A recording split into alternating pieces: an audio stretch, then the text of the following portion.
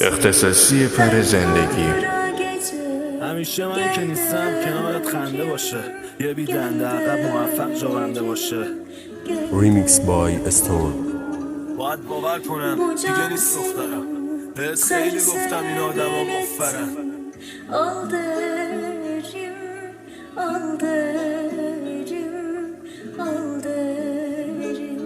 باید باور کنم دیگه نیست دخترم، بهت خیلی گفتم این آدم ها مفرن.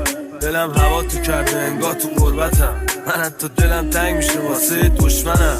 باید باور کنم دیگه نیست دخترم، من باید میرفتم میموندی پشت سرم. نه یه روز در کم کرد نه یه فرمتم، دورتم کفتارا کمی منتظر فرصتم.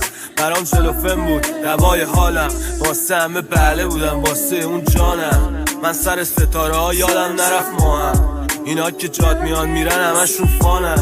ما دیگه ربطی به هم نداریم دخترم، دلتنگی میندازد حتی باشی رستمم. تو رفتی شروع شد ابروها کج شدن، با ساقی مچ شدن، بی دلیل مست شدن.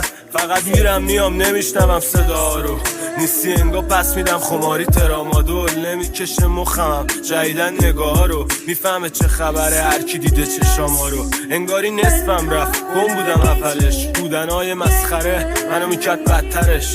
مگه راحته آدم سوراخ میشه تا بیفته از سرش. همیشه من که نیستم کنارت خنده باشه، یه بی دنده عقب موفق جوانده باشه.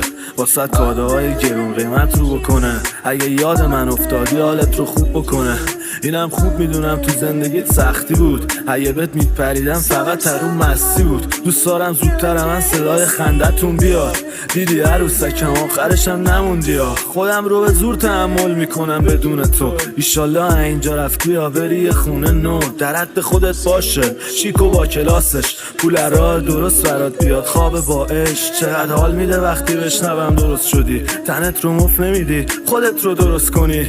توی خراب کردی، من گفتم از این به بعد بهت فرصت میدادم جا این که ترتمیز برم مثل خودت تو بغلا سر بکشم. فهمیدم دست خوردی نشد ازت دست بکشم، کاش اصلا نمیفهمیدم که چقدر بی ارزشی. نگران هیچی نباش تو بی منم یه ارتشی، بوت شعرهای منی زیباترین حال منی. فقط من فکر میکردم که فقط مال منی، خیلی تنها میشم نباشی ها. چه کنم نیستی شبا چه فشایی میکشم من به خودم.